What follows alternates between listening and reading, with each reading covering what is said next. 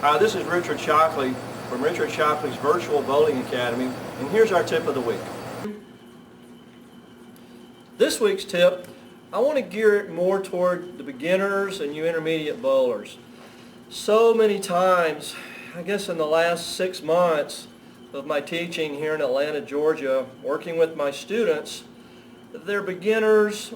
Maybe they have a house ball or they've got an old ball, definitely maybe a conventional, trying to get into the game and have a good time. Or maybe they've moved into a fingertip, an intermediate bowler with a fingertip ball. And they'll say, you know what, coach, I want to really go to the next level and get my average from maybe 160 to 180 or something like that. So my recommendation is let's go in the pro shop and let's take a look at a ball for you. And let's just start with a beginner bowler. And they go in, and I'll go with them, and generally they're okay.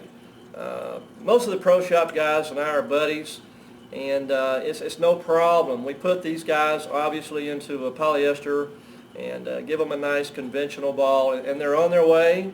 And I'm going to give them the fundamentals, and that's the 120 average bowler that really want to get out of that house ball and get them a nice plastic ball. Now, here's where I've got a problem with a lot of pro shops. And I'm not picking on my guys in Atlanta, but I've been a little bit upset with this. Okay, here we go. I've got a 170 average bowler, fingertip ball, kind of a midline, maybe a little older ball, 5 or 6 years old, or maybe it was given to them. So here we go. We go into the pro shop, and I introduce them to, I say, here's Mike, Jerry, he's the pro shop, he's the professional ball driller, and I've been in the pro shop before, but I turn them over to this guy. And after about 10 minutes, I'm sitting out here maybe having a Coke, waiting on my student to come back after they've decided on a ball. Well, my student comes out, and he's got this really perplexed look on his face, or her face. And I say, what's the matter? What's the matter? You guys pick out a ball. And they say, well, coach, you know what this guy told me, or he asked me, how do I want to lay it out? How do you want to lay it out? This guy averages 170, folks. Okay? He doesn't need to answer that question. As a matter of fact, a 170 average bowler probably doesn't need to have it laid out more than a basic drilling. Okay? I mean, you may say that I'm old-fashioned, but I'm going to tell you something. In the 7 years that I worked at Kegel, computer-aided tracking systems is what I had. And what I could do, and I've got probably 600 or 700 data sheets, which are students, that would run through a cat's 10-shot routine. So what I would ask the bowler to do, a 170 bowler, let's say, I want you to throw 10 shots at one mark, maybe the second arrow. Okay? And let's see if we can get the ball down the lane to another spot, well, the break point, but they're 170. Okay? And I also want them to throw the ball with the same speed and maybe the same, hand power, rev rate, RPM, same angle. Guess what happens with the 170 average bowler? At the arrows, folks, they miss about 7 inches for 10 shots. Okay? The board is a little over 1 inch. Do you think that they're going to be able to hit a spot down the lane? And does the layout really matter? What do we need? What we need is a surface that matches that 170 average. Well, the surface, it's the tires. It's the most important part of NASCAR. It's the rubber meets the road. USBC has said the predominant factor in ball motion for 2 years was a fabulous study, was the surface. The surface is everything. Obviously, the core is pretty important. But my point of this is, and if a lot of you pro shop guys, I'm not trying to get on you, but a 170 or 180 average bowler, how do you want it laid out, for God's sakes? Come on, let's let them have fun. Get them in a nice midline ball. Get a nice basic roll drilling. Let them have fun. Now, let's go to 190 to 200. Remember I said I've got 500 CATS data sheets? It's not my opinion. I've got data. I've got data to back this up from my 7 years at Kegel.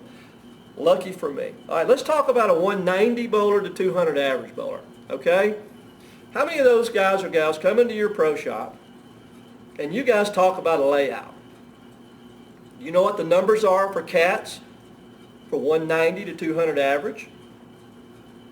At the arrows, 5 inches, 4 to 5 inches variation for 10 shots. This is my data study at Kegel. How much is the break point variation off the pattern? 5 inches. 5 in the front, 5 at back. What's their ball speed control for 10 shots? Almost 3/4 of a mile per hour variation. What about the angle off the front and the heads? The angle of delivery. If you see the Cats data, you're going to see lines going everywhere with a 200 average bowler.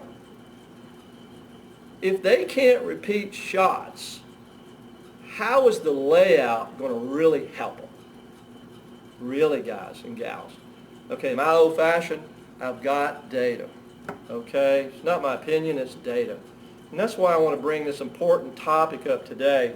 Now let's talk about 200 to 220. Now we need to try to get into some layout dynamics. All right, CG, 3x2 mass bias, and kicked away hole. Absolutely.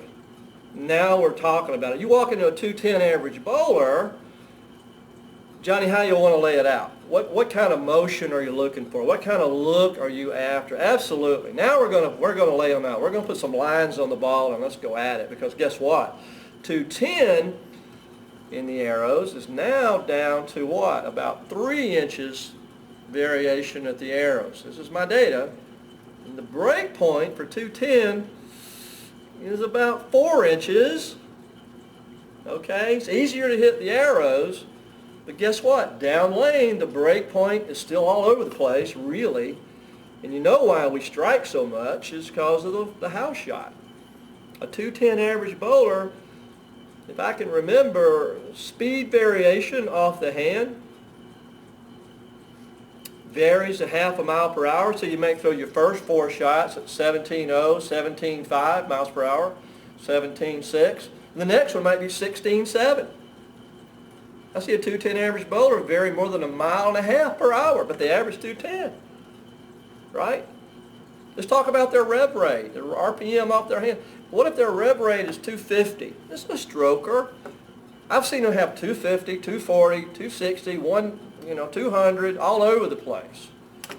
How do we get away with this? It's because of the pattern. And what happens is these guys, they don't show up in the PBA experience leagues, do they? What happens? The 210 average player who had 2 balls laid out with a big daddy ball, they can't shoot 175. So why do they quit? Why don't they finish the 12 weeks for the tour, the PBA conditions? It's an embarrassment, okay? So what I'm saying here is, let's get this in perspective. I've been drilling balls since the mid-70s, and I love the sport, and I think that dynamics is fantastic.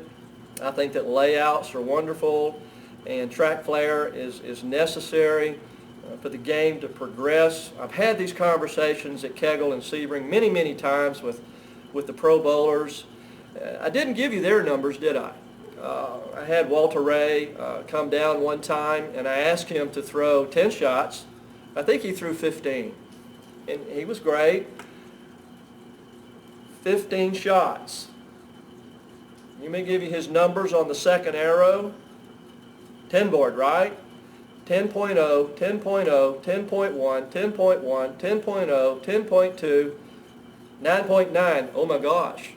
10.3, 10.4. He was in that range. Half a board for 10 shots at the arrows. How about the break point for Walter? About 2 boards, maybe 3. That was average. How about the speed control? Oh my God, you should have seen the speed control.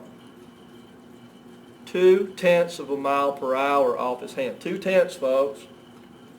Power off the hand, not within 10 points, plus or minus. And guess what? All the bowlers on tour live in that world. Definitely they need layouts. They need ball motion. They have to see the ball in the middle of the lane, in the back of the lane. That's what they do for a living. Let's not try to confuse our mid-level bowlers and the bowlers that want to get better. Let's talk about those things and explain to them ball motion, but let's get this in perspective. Surface, surface, surface. Go in that pro shop. What I want them to do is come out with a nice ball, a good surface that matches them. I know all of you great pro shop guys, you go out and you watch a customer throw a ball and you get the PAP and you look at their speed and all their information. But I know that you guys are doing a great job, and ladies, and let's just take this to perspective and do one thing. Let's don't try to confuse our bowlers with too much data. What do we want them to do?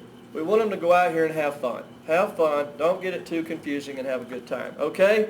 If you got any questions about all of my ranting and raving here, let me know. My website's running good. Hope to see some of you guys. Send me some of the videos. I'd like to see your game and do some technical things with you and give you some drills and get your game to another level. Thanks. Okay, so I hope you've enjoyed this week's tip. For a personalized lesson, you can send your videos to me at richardshockley'svirtualbowlingacademy.com to help you take your game to another level.